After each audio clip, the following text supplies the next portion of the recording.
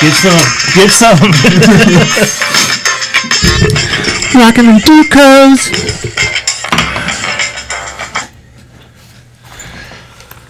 So what's up, man? We're doing a special Saturday night episode this week. It's when B-Man could make it here. Do a regular show tomorrow morning, but this guy been wanting. I met him at Country Kitchen in Lodi. Yep. And we've talked a few times, and now got him on the show. So we're gonna see how it goes. Go ahead and introduce yourself, man. Yeah, like you said, my name is Bradndon. And saw you at the restaurant in your podcast shirt. Said something to you. Here I am now. Just a little bit about myself. I was born in Lodi, raised in Northern California. Big Niners fan. I do some writing for the Niners. Yeah, man, I'm just interested in what you're doing here. Right on. So you do like a blog, or what do you do with the Niners? Articles. Articles, yeah, right on. Articles on whatever. Right on. Yeah. No, it's interesting, man. That's what got a hook on me. I was like, dude, this guy's a writer. We got to get him on the show, see what's going on. Yeah. But I don't got any what's up, so we didn't do any what's ups, but we'll do that tomorrow. So what's up to all the listeners, subscribers? Remember to hit subscribe. It's free, and it's easy to do. So what do you want to get on first, man? I'll say what's up to my girlfriend, Misty. Oh, there you go. I love you. And my son, Carter. He's too young to recognize the shout-out. My dad, Dennis, and all my brothers. I love you guys. Well, to be on here forever, bro. That's something we could talk about right there. Slip into heritage connection, man. So one of the things that me and Weller talked about a few times is that this is on here forever. So when your son does get older, he can get a point of view or see what you had going on when you're... How old are you now? 26. 26. Yeah. So you can see what his dad was thinking when he was 26 years old, you know what I mean? Yeah. And like, we had talked about a little bit. That's not something that like has really been an option before. You know, go back 20 years and you couldn't have done that unless it was something like some recording or whatever. But to see and to hear everything that a person knows and goes through a certain amount of time, I think that's special. I think it's important too. No, I wish I could have it like on my grandpa. Like, you know, think about it, like back in World War II, those days and shit, right? Mm-hmm. To have this point of view and the way they talked and their language, their slang, all that kind of stuff. I think it'd be badass, man. And from generations now on, you're gonna be able to have that. You know, I saw a video of my stepdad's, I think it was his father, or it may have been his grandfather, but it was a video of him working on the Golden Gate Bridge when they were building it. And you know the old videos where it's like and everything's moving kind of fast. Fuck yeah. And I remember seeing that as a little kid, and that had an effect on me. I didn't even know the guy. It was my stepdad's family. But just seeing that was like, man, like it connected with me. Like that's somebody through, you know, family that I'm related to, and just a little piece of them is like here with us. Well, you know, back in the day they had the old Super 8 films, so some people do have that, or VHS recorders, beta stuff from the 80s, but it was always big and bulky, like really hard to deal with, you know what I mean? But now you got this thing right here. Mm-hmm. I don't know how many videos I have on my phone that are priceless now, man. Yeah. It's really cool because at some point I'll put them all together and put them on a family deal so everybody can see all that shit. I think that'd be cool, but I'm hyped with it, man. Yeah, definitely. And just to do it, you know, you're doing it. You're actually doing it because I could be doing it. I'm not, you know. And so, yeah, props to you for sure. Yeah, just be mindful of it. You know, you got some cool shit going down. Take a quick little video, and, I mean, that's there forever, dude. Yeah. Dig that. Yeah. Well, what do you want to get into, man? How about a story? You was telling a pretty cool Las Vegas story earlier, dude. What's going on with that? Yeah, so when I was 19, I moved out to Las Vegas to stay with one of my brothers and his girlfriend, and got a job. I was working on the Las Vegas Strip right across the street from like the Bellagio fountains at the P.F. Chang's right there at Planet Hollywood. And my brother left sooner than I expected. He moved back to California, and I stayed out there like by myself with some people I had met. And I got a call one night, and this is stupid, you know, this was a mistake obviously, but I got a call one night, and someone I knew, basically what they told me was, hey, we have an idea to do something, like, would you come over and hear us out? So I drove over there maybe like 9, 10 o'clock at night, and a couple of my buddies planning on robbing somebody. Oh shit! And I didn't know that was going to go down, but that's cool. Yeah, and for some weed, and so we had met up with the people. They got out of the car. It was me and 3 other people in my car. 2 of them got out to go meet the guys. We parked in a apartment complex to go meet them and pick up the weed. And it was 6 ounces of weed in Nevada, which is, a no-go. Oh, yeah, bad shit. And, well, back then, because it's legal now.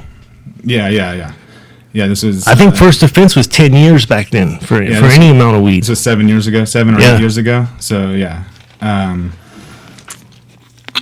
So my buddy and myself were in the car waiting for the 2 others to get back to the car, and we hadn't heard anything really pop off or anything until we heard them running. We left the back door open, and they both dove into the car.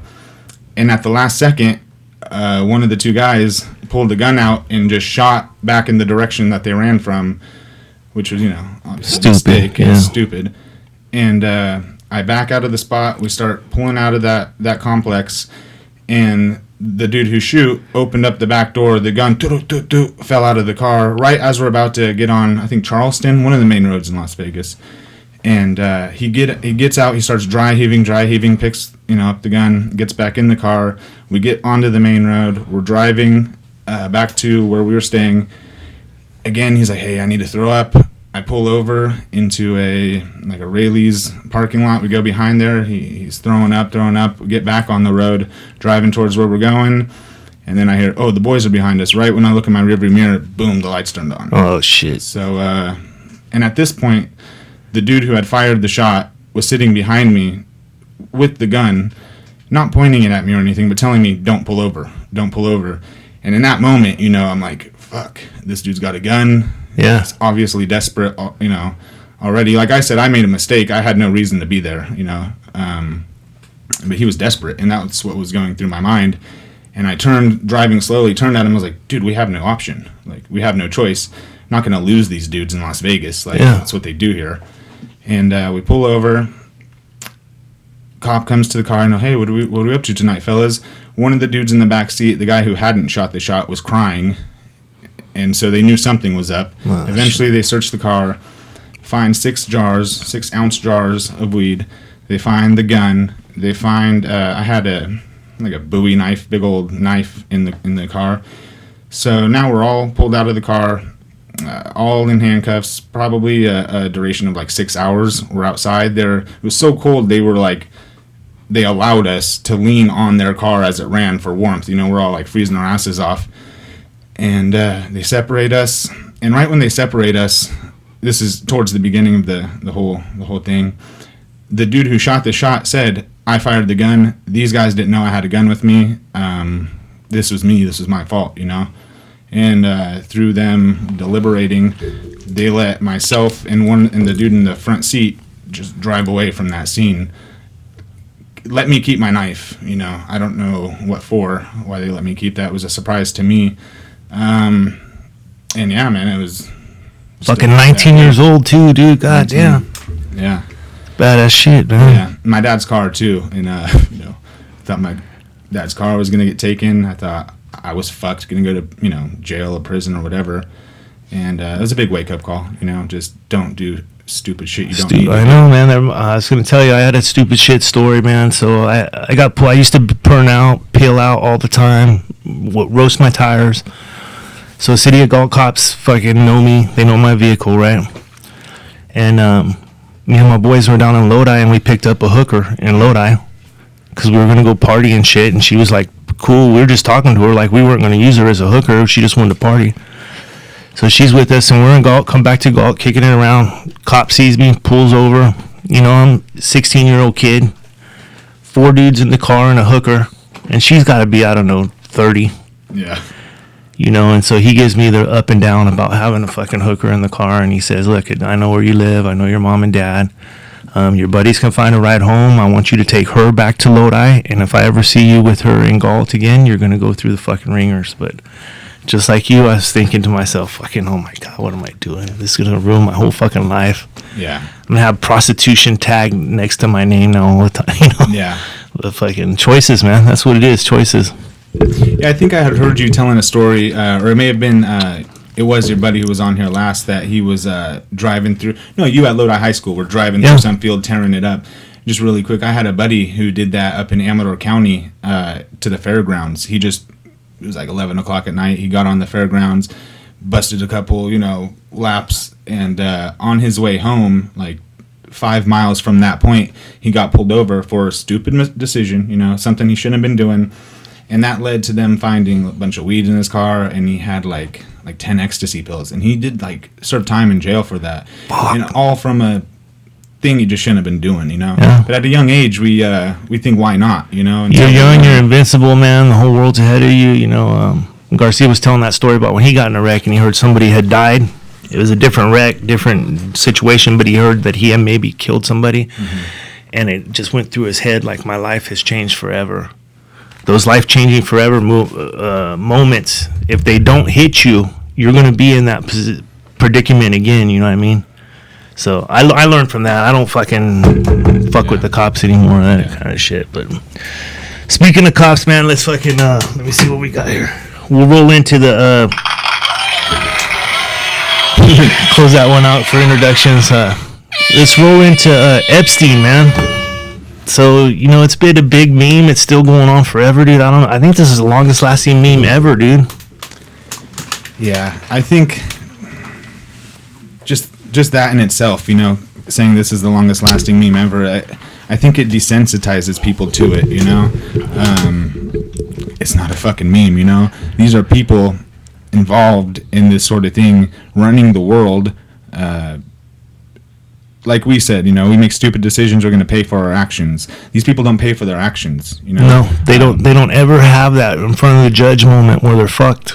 Yeah, even in a world court, the Queen of England was found guilty for the disappearance of, I think it was 12 foster children, Canadian foster children. She's found guilty. Nothing. Nothing happens. Nothing happens. Yeah. Speaking of the Queen, her was it her brother? Prince Andrew? Yeah, was in with fucking Epstein on his island and the plane and all that, dude. Yeah, that's one of her sons. Yeah, there's video of him in his mansion in New York, waving to girls coming and going. There's obviously a huge deposit of these videos that Epstein himself kept because, like you said, there's cameras in his plane. There was cameras everywhere this dude went. There were cameras, and he knew that was money. That having that shit on film is money. So, the first time this whole thing came around, when he had got caught for dabbling in underage, pedophilia. 2008 in Florida. Yeah. He was let go. He was basically let go. They told the prosecutor was that he was it was above him. He belonged to intelligence, which if you look through history, something that intelligence factions do is that they run blackmail operations. Fuck yeah. So I don't think so much it was like he was the mastermind of it, so much so as he was taking over the family business for Ghislaine Maxwell's father, who was one of the darkest people in history. Well, they wonder too how Epstein got his money. He was a baller. He was a shot caller on Wall Street. He did that for a minute. But obviously at some point he got hooked up with this crew or this syndicate that does this pedophilia, underage sex trafficking type shit, right? And the people that are involved in that are all big money people, man. I mean, you're talking royalty. Royalty's involved in this shit. Presidents are involved in this shit. How many times was Clinton on that plane, dude? 26, 27. 26 times, dude, yeah. That was documented. That's documented. That's what I'm saying, dude. He's on the flight log. Mm-hmm. So you're telling me 26 times this guy goes to that fucking island on Lolita Express and he's not fucking taking part in this shit? I mean, wake up, man. I mean, people they're going to say we're conspiracy people or we're throwing out fucking ideas, but I'm looking at this is shit that happened. Mm-hmm. And it's just being overlooked. Not because I'm a Clinton hater or anything like that, dude. I can give a fuck if Trump was on that fucking plane, I'd feel like he's just as big a piece of shit as anybody else, dude. Yeah. I mean, I don't think especially if you're like, they talk about the 12-year-olds or the 14-year-olds. What they're not talking about is the 8-year-olds, the 10-year-olds, the really young kids that are getting fucked in this type of life, man. There's a video on Netflix. It's called Where's Johnny? The Johnny Gosh story. And it's about the first boy that was on a milk carton. You know, and then throughout the movie or that story, it comes out and it shows that he was taken and put into a sex trafficking organization, and like 10 or 12 years later, he got in touch with his mom and said, "Hey, Mom, I'm alive. You know, this is what's going on." But he was so enveloped in it and wrapped in it that he couldn't get out of it at that point. Yeah. I mean, it's his life from now on. And he's old meat now, so he's one of the guys luring these young kids in to get the fucking life now. Yeah, nobody wants to, if someone like that comes out, you know, however many years later, nobody wants to listen, just like all these women coming out telling their stories. Nobody wants to listen to an adult and their problems, you know? When this stuff happened to them when they were children, and there's still children involved with it, but to just turn a blind eye to people because it's in their past, that's evil. It's evil. It's part of the, you know, part of the whole thing. But by not taking it on, and you know, when they had Epstein before in 2008, right, the Florida governor or whoever the guy was gave him a fucking really good deal. Mm-hmm. Gave him a really good deal. And then you turn around the very next day and he's doing the same shit again, dude. I mean, when you got that kind of money, you are not coming on the carpet to fucking pay for your sins, dude. It's just not going to happen. And that's the biggest thing to me is, like, I don't think Epstein killed himself, dude, because he probably would have beat it. He would have beat it in court. Yeah, most likely. I mean, he did once before, you know? Yeah. It's not like it hasn't happened. It's going to be interesting to see what happens with Weinstein. There's another one, you know, with the Weinstein case, because he's got money and he's got so much blackmail on other people and shit. Besides them having it on him, he's got it on them. And you look back at the people who affiliated themselves with Weinstein and what they said about him, how good of a guy he is, how he's the king of Hollywood. And this was something that I heard might be the case, that, you know, Jeffrey Epstein is one of many. There's many Jeffrey Epsteins, and that is his that's his territory where he was operating out of.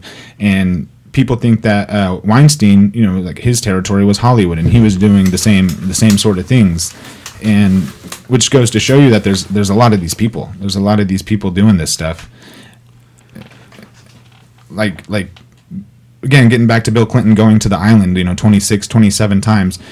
Why would he willingly go to a place that there's a painting of him up in the house in Monica Lewinsky's dress, pointing at whoever's looking at the painting as if to say, "Come fuck me," you know? Yeah. And a lot of people think that Clinton is gay himself, which is why the Monica Lewinsky thing even came out, to, you know, throw people off the trail. Disinformation. Yeah, disinformation. And I think that's a big part of this Epstein thing, too, is disinformation. When there's shit happening right here, right, they'll fucking punch you over here, so you're not looking at this. And that they want you to do that. Media consistently wants you to do that. The media cycle, which Prince Andrew, all he had to do for this, I think, to blow over for him was keep his mouth shut, which I think that he has such a disconnect from reality because of his upbringing and because of who he is and because of who his parents are and because of the things like this that he does all life long and gets away with. It created such a big disconnect that he didn't realize that all he had to do, like I said, was keep his mouth shut, and the media cycle would have cycled him out of the cycle. Yeah. But instead, he did that BBC interview and, you know, basically put the thumbprint on the body. Like, he just buried himself. That's like with Biden, right? The Hunter Biden thing, right? Yeah. Same thing. As long as he was quiet, nothing happened. But as soon as he came out and talked, then they got shit to pick at, right? Yeah. Exactly. I mean, that's it. You just got to let it blow over, because the media cycle now is 24 hours, dude. Speaking of hookers, Hunter Biden at one point got pulled over with some cocaine and hookers in his car. Yeah, I think that's why he got fucked up by the Navy. He's out of the Navy. Yeah. I mean, yeah. But he's okay to do $1 billion deals in China, dude. I mean, come on. Did you have you heard of We Are Change? It's like a channel on YouTube. A guy runs a channel, We Are Change. So him and a buddy of his, which I don't know his name, but he deserves credit too. I don't even know the guy's name from We Are Change, but that's his platform. Him and his buddy paid a boat driver to drive him around Epstein's Island, to give him a ride around the island. And they asked him, like, "Hey man, will you drop us off here?" You know, he's like, no, I'm not going to do that. You know. So they're riding around the island, and I guess eventually the guy said, "You know what? Like, I'm going to pull it for 1 second. You guys have 1 second to get off the boat, and I'll stay right around here. And, you know, if you really want to, you guys can do it." And they did that. and they put a video out on YouTube just scouring the island. And if you haven't seen that yet, I suggest that people who haven't seen that go look at it, and just the things that were on that island, and the money, and the evil ritualistic symbolism that's there. It's not all just coincidence. No, man. So you roll everything up into this tamale, and it's just Epstein didn't kill himself, right? But you start unrolling the tamale and see the ingredients, right? Like, for the video to go down for 4 hours at the jail, right? Come on, man. Really? Yeah, guards fall asleep. It's working everywhere else in the jail except for his fucking cell, dude. Come on. That just sends a red flag up, right? Then, like you said, you not only have one, but you have 2 guards that fall asleep, right? Come on, man. There's another fucking red flag right there, right? The red flags just keep coming. His cellmate, dude, right? Yeah. Yeah. You seen the dude. He's all fucking... Yeah, they put him in with an animalistic killer. Like, that's what the guy is, you know? Yeah. And also, more things coming out just recently are like, they just put out pictures of his cell, and there's like 9 to 10 jumpsuits in there, prison jumpsuits. And everybody's asking, oh, how'd this guy hang himself with paper thin sheets? Well, they heard that, and the response was, well, let's put out these pictures, and this guy had a whole wardrobe in his cell. Like, a guy that high of a case person, and on supposedly suicide watch, off or being on suicide watch, this dude's just got 10 jumpsuits in his cell, along with, they showed the noose that supposedly he tied himself to kill himself. On the autopsy, he's got blood on his neck. The noose was like neon orange, no blood anywhere on it, and it's shitting in our faces. It's for the people who know. It's just shitting. Well, it's easy for people that just read the headlines to say, "Oh, you're crazy." B, you're crazy. Phrase, you're crazy. You're conspiracy guys, right? But what got me too, another red flag, was the dude that did the autopsy show, right? We talked about him. I forget his name, dude, but he used to have this show on HBO or something where he did autopsies of like famous people and stuff like that. I mean, they would dig up bodies from like 20 years ago, and this guy can go through and tell you how he died and everything, right? Yeah. Well, when he came out and said that his throat bone right there was broken 2 different spots, that indicated to him that this wasn't a hanging. Because even if it does break in a hanging, it breaks in one spot, not in multiple spots, right? Yeah. So there's another fucking red flag, dude. So all these red flags are up, and what happens, dude? The misinformation, right? The fucking look over here, you know what it is? The memes. It's the memes that fucking took the attention off of this being a real deal going down, dude. Yeah, I just don't know how it happens. I don't...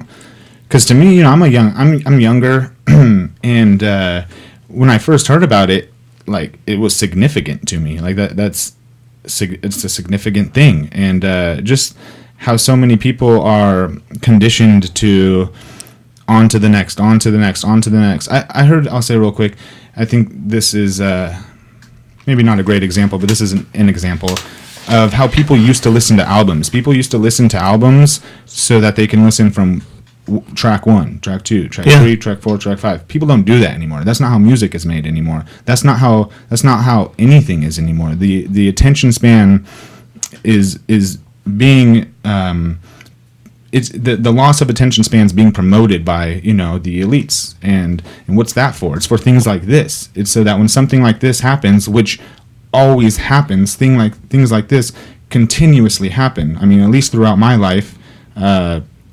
Despicable, evil things, and it gets balled up and tossed. Like nobody cares. Or they make fun of it, man. Or they make fun of it. That's the other way to do it, is to make fun of it, because then it's a joke. It's not something serious. So Hillary Clinton was recently on Trevor Noah's show. I think it's the Daily Show, whatever. That dude sucks, anyways. But he asked her. It was Hillary Clinton and Chelsea Clinton, her daughter. And he asked her, he said, oh, I have to know how you did it. I have to know, it's been eating at me. How did you kill Epstein? How'd you do it? And she starts laughing. Similarly to how when she was talking about Gaddafi, we came, we saw, he died. Ha ha ha ha. Yeah. That's the devil's laugh. Like, who are you laughing about? When he said, even if she, which she did, if she was involved, say she wasn't involved, What good-spirited, good person would be asked that question, and especially in her position of power and her involvement in it, and laugh at it? Laugh. Are you laughing at the people who it was done to? Are you laughing at the children? Are you laughing because he is dead and now your fucking shenanigans are going to go without... I'll get mad, man. I'll get mad. I'll just say things that I feel like a lot of people wouldn't like and I would regret, but that's what we want, man. That's where you want to take it, dude. Yeah, she belongs dead. That's where she belongs. Look at all the people that have died around her. Speaking of conspiracy stuff, right? Yeah. The last one was the kid who supposedly got robbed. He was like 24 years old. He got robbed, but he had his wallet. He had his iPhone. He had all things of value still on him, but he got shot in the back. I mean, what was he? He was going to release the 30,000 emails or something like that. That's what he was going to do, but they fucking did him in, dude. Anybody who crosses those people, that's why it's the thing. If people don't know about it, you look up the Clinton body count, and you can't look up the Trump body count. You can't look up... Not yet. Right? Yeah. You can't look up... Even though I'm sure there is one, you can't look up a Bush body count. It's just that they do it so often, and without a care in the world, the Clintons have, I think the internet got away from the elites. I honestly think the internet's gotten away. Look at what happened to, like, Martha Stewart. She does insider trading, right? And she goes to jail. She fucking goes to jail for it, right? Mm-hmm. But look at...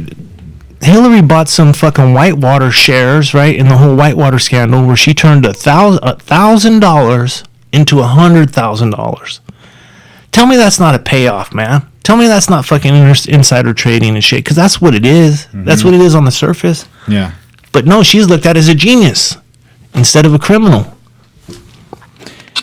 And there's even people involved with this Epstein case who aren't even, they're not at all in the public eye. Jean-Luc Brunel, the Wexler, the Victoria's Secret guy. The Jean-Luc Brunel is a modeling agent type dude, and they travel the world and they pick out these little girls, and people know now. Now it's like people know that this is the truth, and these people are still wherever they are. They're not being pursued. Ghislaine Maxwell, which was Epstein's right hand woman, along with her dad being who he was. She's untouchable. If you look into who her father is, she is untouchable. And I think that in itself is proof to expose what is going on. Like what kind of things are going on. And just I don't understand how it doesn't affect people's lives, or it doesn't take up their space in their heads. That, like, I guess some people are just too busy, I think a big part of it is us versus them, right? Like us, we're out there working, we're paying our taxes, fucking trying to make ends meet, make sure you got money for the car insurance bill, or you're going to buy groceries this week. We got those kind of things going on. Where if you're on the next level up, these people don't have those kind of worries, but they're not thinking about that kind of shit either, because it's not affecting their everyday life. The people that this affects their everyday life are billionaires, really well-off people, right? And they're the ones that are hiding it. They're the ones that come up with a channel to fucking make things go away. Yeah. And if you get it to go away in the media, like, remember the Las Vegas shooting, dude? Yeah. That was like maybe 4 days. It didn't eat up that much space. I think the missing jet airliner, the Malaysian airliner, was on TV for like 2 weeks, dude. Right? They were still searching for it, But the Las Vegas shooting, where you kill like 160 people, it's on and off. And the way they get it off is because something else happened. So the guy who they put that shooting on, that they claim he shot, out of his window. Richard something, yeah. He was a gun, I don't want to say smuggler, but he was he moved our weapons for people that, like, we're talking about, like Saudi royalty. And there was I don't know too much about this, but there was a bunch of Saudi royalty in Las Vegas at that time who weren't allowed to travel, obviously, here with their weapons. And the theory is that he was there to provide them with what they wanted, which were those weapons. And I think the American government wanted those Saudis to give up like 50% of their wealth to them.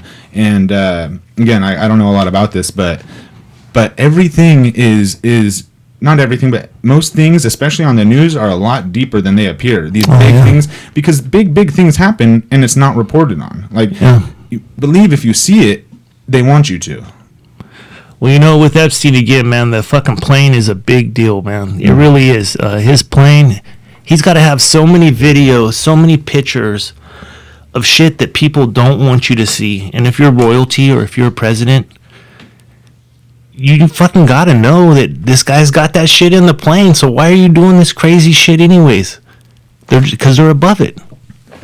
Yeah.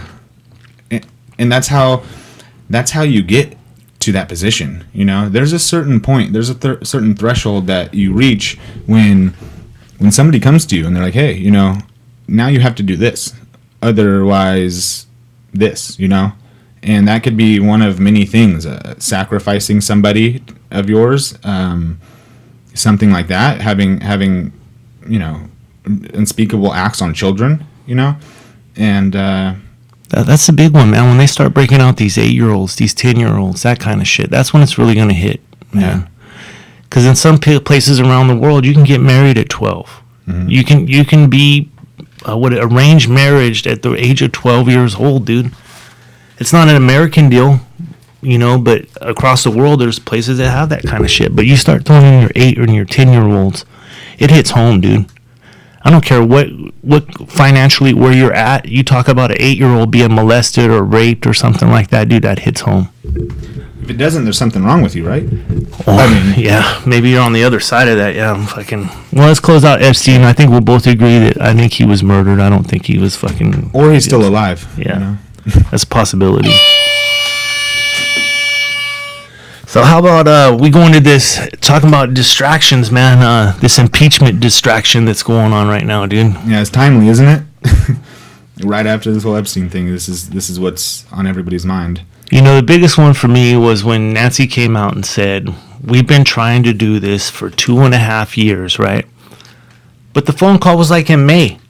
So if he didn't do anything, how are you doing it for 2.5 years? It's because they have been trying to get this guy out since day one, dude. Yeah, since day one. The whole process of the impeachment has been just a sham, unprecedented. There's people who spoke to Clinton's impeachment while it was happening, saying one thing, and now those same people involved with this impeachment are saying the exact opposite thing. Well, they flip-flop. That's part of politics. They just flip-flop, man. You look at... Obama wasn't for same-sex marriage, but then he flip-flopped, and he is. You know, it happens. Trump's going to do the same shit. He'll flip-flop on shit. That's part of politics. Mm-hmm. But the thing with the impeachment shit that got me pissed off is you got a whistleblower, right? This guy heard secondhand information. Mm-hmm. It didn't even happen to him. You know what I'm saying? It's secondhand information. And then everybody I seen on the TV, I watched it like you, all them people weren't in on the call. They're hearing about it and they're saying, "Oh, Trump's a bad guy, this and that." That's what they're trying to get out to the media and have people that aren't in the know. That's what they want them to know. Yeah. So they did their job. The impeachment part of it, they did their job because they want to put a mark on Trump's record. Yeah. And they've done that. But for those people that aren't in the know right now, this is just the accusation part. There's a second part to impeachment, and that's where it goes on to the House. And they're going to decide the trial part of it. If he did something that is impeachable and he should be impeached. Mm-hmm. And I don't think that's going nowhere. No, and I wanted to just say this thing too. While I was watching the hearings and stuff, or just the 6-7 hour long impeachment trials. Are they trials? What I think they're hearings. Hearings. Yeah. They had Sondland come in, and as he was talking, one of the Republican representatives told him, on CNN at this moment, they're running a story. Their top story is that you are here now in front of us and just dropped a bombshell. Like, "Sir, is that true?" He's like, "Sir, is that true?" He's like, "No." Yeah. But at the very same time, it's on CNN's front page as if this is the truth. And how many people read that and that's all they know? That's their truth now. Well, I've seen it because especially going into different people's houses in the job I was in, you see people watching Fox, you see people watching CNN, you see people watching MSNBC, and that's their truth. That's where they're getting their truth from right there, right? But how many times as CNN said, "We have the smoking gun, this is it, he's done," even with the grab him by the pussy comment and that kind of shit, right? Going all the way back to then, they just line them up, boom, boom, boom, boom. There's a whole bunch of them where they said, "This is it, he's done, we're going to fucking get him." Russia, right? Yeah. And it's not true. Yeah. It's not true, because if it was, then yeah, he probably would be gone. But what you're saying is a fucking lie. And that's why he's still president. That's why people, if anything, what's happened is they've emboldened the people that hate the system, that hate the media, that hate the lies, right? Mm-hmm. They might not have been Trump voters before. They might have just didn't want to vote for Hillary, you know? But now you've emboldened those people, right? Like one of my kids didn't vote last time. He's going to vote this time because he's tired of the bullshit. He is really tired of the bullshit now, so he thinks he's going to have to vote and make a difference. And it's hard being here in California, man. Yeah, it doesn't make a difference. It's super. Well, that's what people think. I don't think. I mean, it's a Democrat. Right? It's always going to be Democratic for the most part, right? Well, it used to be Republican, though. Mm-hmm. I mean, and that's all it's got to take is just people to get out and vote, man. Reagan, yeah, back when Reagan, yeah. It used to be a Republican state, man, and you can see the difference, man. Look at the way that. Take the big cities, San Francisco, Los Angeles, right? Seattle, Detroit, New York, go all the way down the line. All these big cities are run by Democrats. And what's happening is they're starting to decline. They're decaying, man. You got people shitting all over the place, slamming up all over the place, fucking sleeping wherever the fuck they want. There's no more law and order. It's just fucking chaos, dude. Down to small towns, too.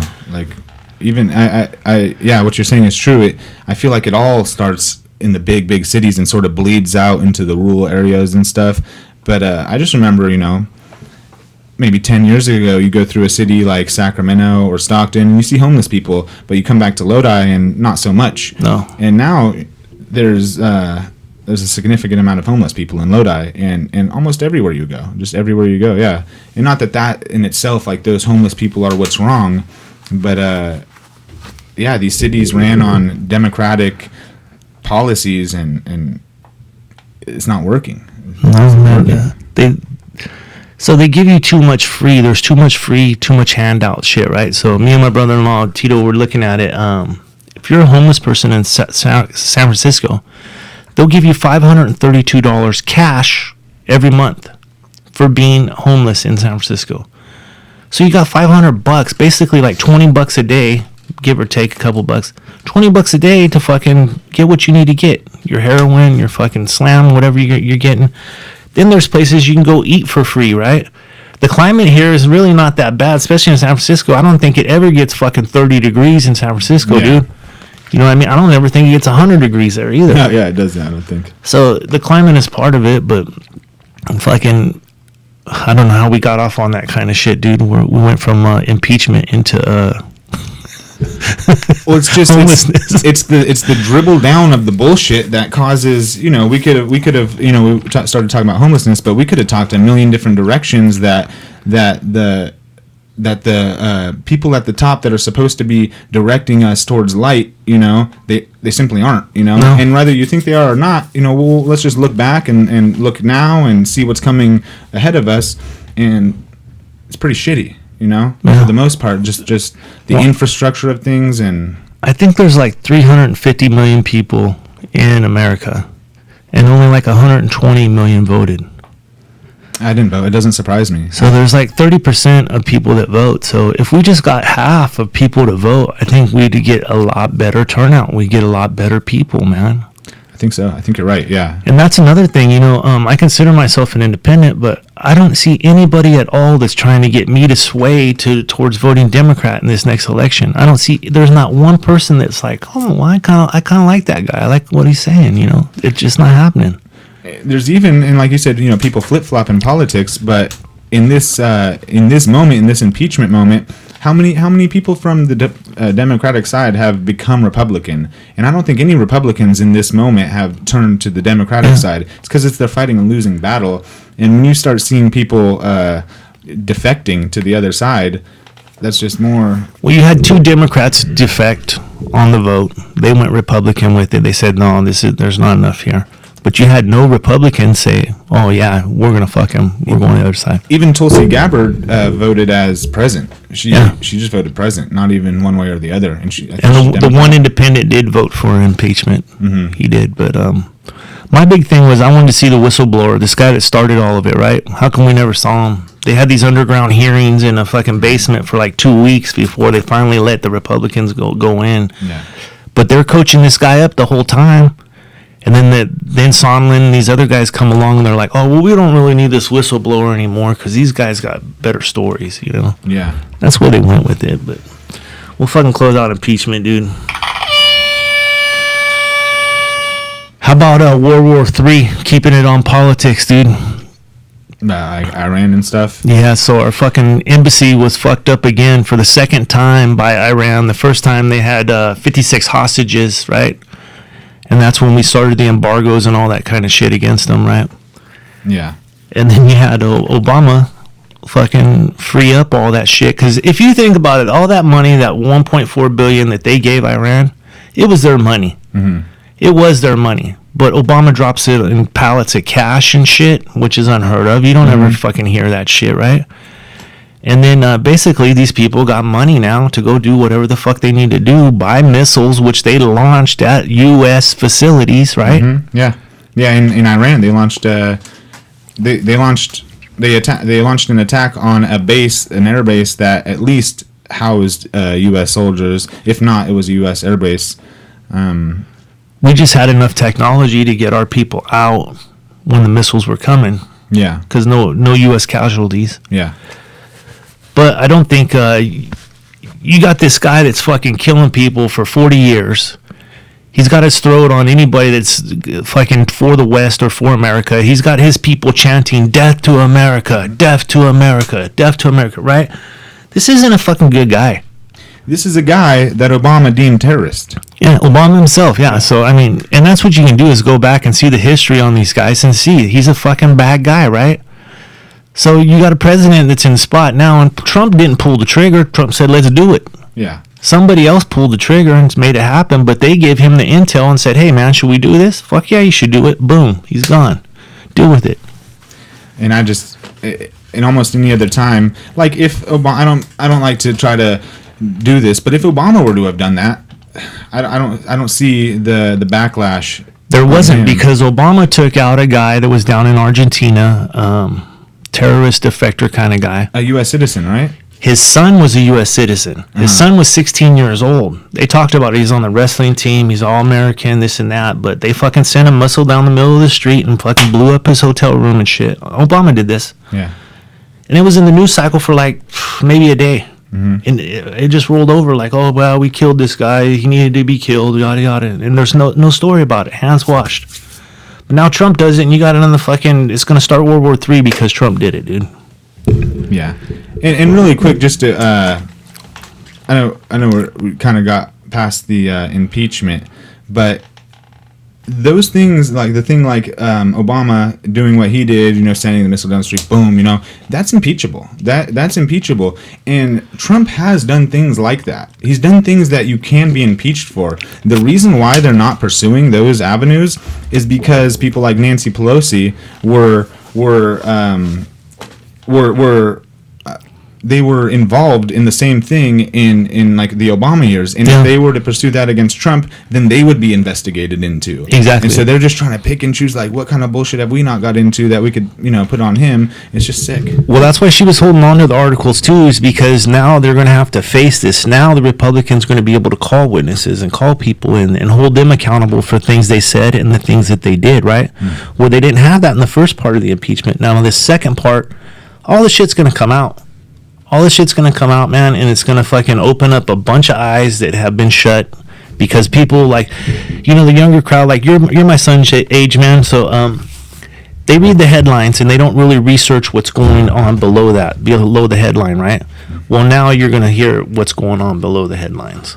And there will still be the people who, they'll be given the information, and they're still blind to it. Oh, yeah. There's still those people, too. Well, no doubt, man. I mean, here's the problem is you have people that are, I'm a hardcore Republican for the rest of my life. I'm a hardcore Democrat the rest of my life. And your party's not doing anything really great. The people that want to change America are usually the independents, and we don't really have a voice, man. The independents don't have a voice. Yeah. Well, I mean, when was the last person who ran as an independent got even, like... Ross Perot. He did pretty well in the race? Yeah, and then they did some shit where they're going to kidnap his daughter or some crazy shit like that, and he dropped out of the race. But he's a billionaire, too. I believe it, yeah. Billionaire independent, and they didn't want him fucking doing it. He used to buy up an hour of time on TV and he'd roll out these fucking charts and all this kind of shit to kind of like break it down to the normal man. Like, hey, this is what we should be doing, but we're not. When I'm president, this is what we're going to do. He just passed away last year, too, I think. R.I.P. Ross. And some people think that, just you saying that, they were going to kidnap or assassinate or one of his family members might, they think that sort of thing is crazy. I just lost my thought. Don't do it. It goes on. Okay? It goes on. Fucking do it. They will do it. No doubt. Or they'll die fucking waiting in the bus line. They'll have a heart attack or something fucking crazy. Or they'll fucking come up with cancer. Even though they never smoked in their life, they got lung cancer, Did you see Kim Jong-un's, I don't know if it was, I think it was his half-brother got assassinated right in the middle of an airport? Fuck. Some woman just ran up with a rag and put it over his face, and he was dead a few minutes later. Fucking, that's a cool shit. Those are the best ones, dude. Yeah. Well, we'll close that out. Let's get on to something else, man. How about your first NFL game, dude? It was a bummer, man. Fucking bummer. So I was just a little kid, super excited to go to an NFL game. It was the Raiders and the Browns, and Randy Moss was on the Raiders at the time. And me and my three other brothers, they drove us down to Livermore, and we hopped on the BART, and then we rode the BART to the Oakland Coliseum. Drops you off right there, dude. Right there, it's like a bridge. Walk across the bridge, yeah. Yeah, it's pretty sweet. It's awesome, cool. yeah. Yeah. And so we get off, and we start taking a couple of steps towards the bridge. Who's got the tickets? And we left the tickets in the car in Livermore, which, whatever. But at the time, I was a kid, huge Uber football fan, and it broke my world. Like I couldn't believe it. We hopped back on the BART, headed back towards Livermore. I'm like trying to reason with my brothers, like, dude, if we go back, we'll fucking catch the second half, this and that. Like, it wasn't happening. But just, you missed the whole fucking game, dude. Yeah, we fucking rode the BART back to the car, got in the car, and went home. Oh fuck! You should. I would have turned around. You can turn around now, right? Now, I mean, I don't know, man. I don't know why not. I think like they were checking the point in the game, like when we had got back to Livermore, and it was like maybe already halftime, and then by the time we waited for the next train going that way, like it would have just been a mess. But dude, so just by chance, same game, dude. Raiders versus Browns, right? Really? I think Randy Moss caught a touchdown in that game. So it was it raining that day? I don't really remember very well. Because we had left here, me, Jason, and my brother Jason, another guy, Justin, and we had left here. We were going to drive down there, get early, fucking party and shit. But we're going down I-5 towards Stockton. The rain was so fucking bad, dude. My car started hydroplaning like fucking 30 feet. I mean, I got where I was only driving 30 on the freeway, and so was everybody else. So we're like, hey man, you know what? Fuck this. We're not gonna go to the game. So we went to the Graduate, right there in Stockton, just drinking and shit. Ended up going to the bowling alley for a while, drinking and shit, having a good time. Ended up at the strip club, right over there off West Lane, fucking having a good time and shit. Fucking make it down to Elk Grove because my boy Jay lived over there, drinking and shit at another bar there. So we're fucked up all day, dude. And I'd been holding this fucking secret. I knew about my son, Bo, and my buddy's daughter. Oh, shit. I've been holding it for a while, dude. It's crazy. But we got so drunk and shit that night. We're playing pool in our underwear at a bar. Because we fucking, I don't know, we got to that point where... That's what fucking happened. Yeah, it's what happened, and by chance, I had tidy whities on, the old school ones, fucking bad deal. We're playing for push-ups and shit. Tidy what? Tidy whiteys, like the old school white. Yeah. Fuck, where's those? But this was, it was a while ago, dude. So I let the cat out of the bag, dude, and I'm sorry, Justin, for doing that night. It ruined everything. That fucking day, it was the Raider Browns game. I still got the ticket hanging up in there because it never got torn.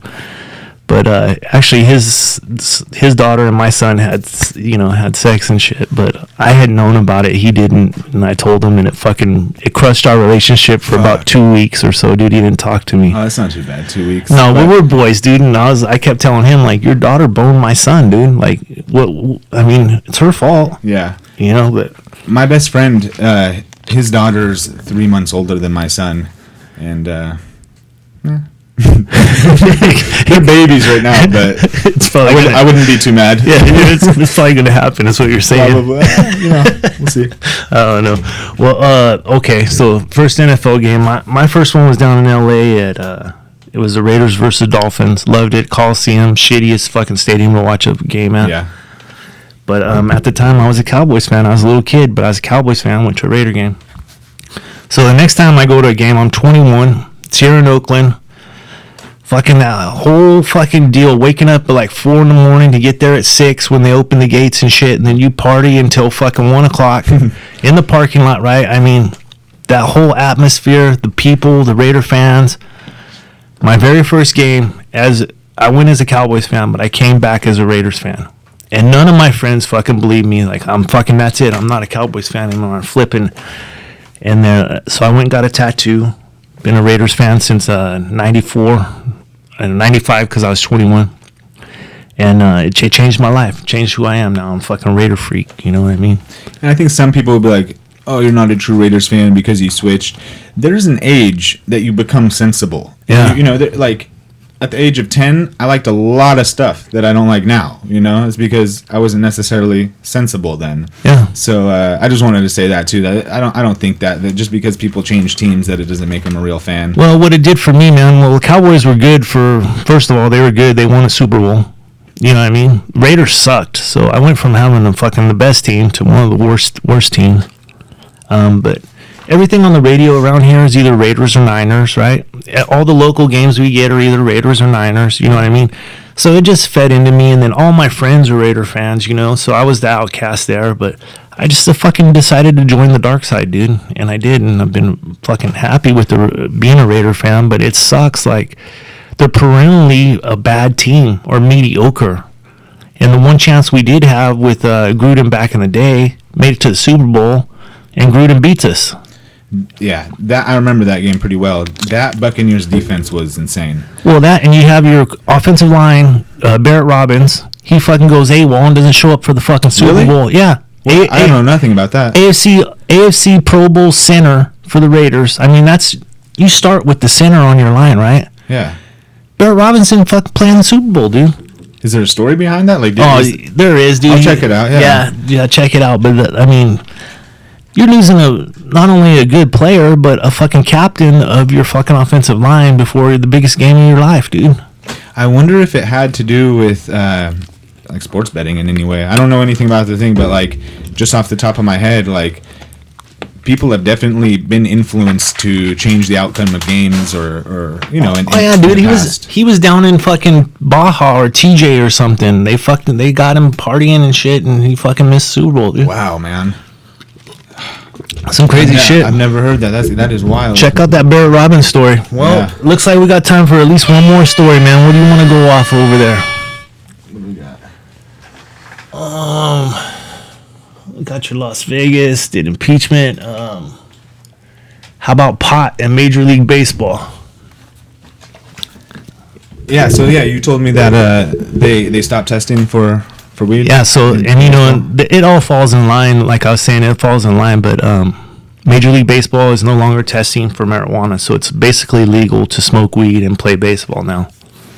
Yeah, I see nothing wrong with that. I mean, there's people like Brett Favre who admits that he became, addicted to painkillers just through playing the sport. Football, obviously. Yeah, they used to call it taking a shot. Like they give you a shot, you had a bad knee, but they give you a shot and you can fucking run on it for 3 hours. Well, that's still a thing. That's still a thing. Yeah, they do. But like on top of that, that's like for in-game, But like on top of that, they're feeding these dudes a ton of synthetic stuff into their body. These are high-performance athletes. That has a big human effect. Race cars, dude. They're human race cars. Yeah, totally. You see them warm up. They don't just like go. Those dudes have to warm themselves up for a while to get to where they can get to. But the NFL is behind on that for sure. NBA, NHL, all of it, dude. But once there's a crack in the armor, like Major League Baseball just put a big crack in the armor, now you're going to see it spread. Mm-hmm. And that's where my hope is because once they stop testing NHL, NBA, these big profile things that people basically worship every Sunday, right? They worship NFL. Yeah, I heard someone say that you can't go against the NFL. They own a day out of the week. Yeah. Yeah, It's true. Yeah. It's true, man. And once that happens, then public perception of it is changed. Because they start saying, oh, well, my favorite baseball player smokes weed. Okay, well, that's what's happening. The older folks, the people in their 70s and 80s, the ones that were hippies back in the fucking 60s, are the ones holding on to those ideals that weed's fucking a demon and it's a bad thing. But I think weed is the fucking stepping stone we need to get out of this opioid crisis. It's another form of pain relief that's all natural. It's not synthetically made unless you start doing those dabs and all that kind of shit, which I don't, like I told my son, I don't think that's even smoking weed anymore. You're smoking something else. That's smoking crack, dude. Smoking a little piece of the galaxy. Yeah, dude. But this is going to open the door for it. And I think once that umbrella of sporting is all good with weed, maybe that'll trickle down to the working man. So the working man can fucking smoke a joint instead of fucking taking Norcos. So just to speak for myself, and I mean I smoke weed. Yeah. I don't have a problem. I wish with I it, could. But it will like for instance, I could have came here and before I got here I could have smoked, but I didn't because it retards me. Yeah. Like to a legitimate degree. And not saying that that's the effect it has on everybody, but I don't necessarily know because I know people who own businesses and stuff, and that like they would be responsible for somebody being on weed. And I've had personal experiences myself, like driving places super high on weed and be like telling myself, whoa, like I should not be driving right now, which for the most part doesn't happen. I feel totally fine on weed. But like to connect it back to like the MLB thing, you don't have to get high to use the benefits of weed. You know what I mean? There's all sorts of other CBDs, things, yeah. CBD. They have creams, the fucking wraps. But everybody's different, and I think that it's important, like the to spread the knowledge so people can find out like what effect it does have on them. Because say, like someone might enjoy drinking, but just because they enjoy drinking doesn't mean that they do it at work. You know what I mean? Yeah. Where some people, maybe they're functioning alcoholics and they don't do anything wrong except drink at work. I've always said this with weed though, like if you drink one beer, you're not going to be fucked up, right? One beer is not going to fuck you up. Mm-hmm. But if you smoke one joint, you're probably going to be fucked up. You're probably going to be fucked up. Yeah. But here's the difference. Just like drinking beer, if you drink 2 or 3 beers every day, it's going to take you 8 or 10 beers to get fucking drunk. The same thing with weed. If you smoked weed every day, one joint's probably not going to get you fucked up. Mm-hmm. You're going to have to smoke more than that. But it's those fucking functioning addicts that you're talking about, right? Mm-hmm. That are making business, that are making fucking the world go round and round, and they're just working under this cover of darkness that needs to be lifted. Totally. Because there's so many professional people, doctors, lawyers, people that work out in the crews, electricians, stuff like that smoke weed every day, dude, and they're fine. Yeah, totally. I totally agree with that too. I guess I wasn't trying to say that I think that it's a bad thing for businesses. I was just looking from like a business owner's perspective, I guess. Oh yeah, because if your employees, I'm not advocating smoking at work either. That type of thing. I'm not saying that because you shouldn't be able to drink at work either. Yeah, right? That's kind of what I thought you were saying when you said like the working man. That's what I thought. No, I don't want to advocate fucking any type of drug use while you're at work, regardless of what job you're doing. You should be sober at your job. You know what I'm saying? But when you get home, you should have the ability to smoke weed if you want to smoke weed. Unless you're like a musician or something. Well, look at all the music, right? Like, look at how many musicians there are. Look how many drugs they do, dude. Yeah. I mean, besides weed. And some of the most creative shit that's ever happened in this world has come when people are under a trance or in a fucking loaded zone or they're high as fuck or drunk as fuck, right? Like Hendrix and stuff, just like a bunch of Jim heroin. Morrison, dude. Fucking look at Rolling Stones. Fucking Kurt Cobain was heroin, All of them, dude. Like almost all of the greats of any genre of music, like you could attach some sort of vice to, Fuck yeah, and that's what makes the world go around, dope, man. Yes, sir. All right, man. Well, shit. We're coming up on that hour mark. What do you got left, man? Man, I guess I'll say a little bit about.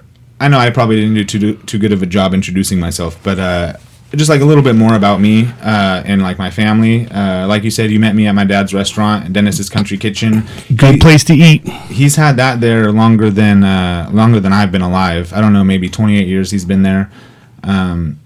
Always been in the family. My grandfather before him had restaurants, and I appreciate that you say that. Yeah. I enjoy the food. No, I'm not bullshit. If it's shit, I would tell you, but I've gone there a few times. It's good, man. I mean, you come from Galt, right? Yeah. You come from all the way from Galt. So to eat, I mean, that's not. It's a good drive for some breakfast for sure. And then just things I do. You know, I told you I write. You know, I love to write. Finally started getting paid for it, which that was like very recently, and that was like I thought I woke up in a dream, basically. You know, it's nothing big or whatever, but it's just it's not really work if you like doing it, right? Exactly, right. And then as far as my girlfriend goes, like she's doing a little keychain business. She's getting into all sorts of little shops and boutiques in Lodi. And man, just believe in yourself, because these are the type of things that like I would have told myself, or my girlfriend would have thought, and we did I did say it to myself, I'm sure, and she had a lot to doubt in what we were doing. Even that doubt being there, like you said, it was something we loved, so we just kept doing it, and almost effortlessly now we are to the point where we're legitimate. We're like legitimately doing these things, not completely supporting ourselves off of it yet, but like, man, you see a road that you like, go down that road. Life is too short to, just like you know, I saw you in the restaurant. I happened to see a podcast thing on your show. I was like, hey man, you do a podcast? And I feel like push myself on you a little bit, like, hey, let me do the show and stuff. No worries, man. Because I fucking want to, you know? And I know that opportunities don't come around as often as we would like them to. And when they do, sort of like, what did Eminem say? Don't miss your opportunity. You know what I mean? Like, don't miss it. So I would just say to people, you know, even if it's far-fetched, man, if it's something you love, at least keep doing it. You don't have to necessarily pursue it as a career, but keep doing it, because that will go somewhere. Like, it will. And if you have this backlog of all this, whatever it is you do, whether it's music, writing, photography, whatever it is, you doing this, you know what I mean? Yeah. It's amazing. I do it for love, man, like you said. Yes, sir. Well, let's fucking get the rolling credits going, but appreciate having you on. I'm sure I'll have you back, bud. Yeah, right on, man. I appreciate being here. Thank you. Don't forget to hit subscribe.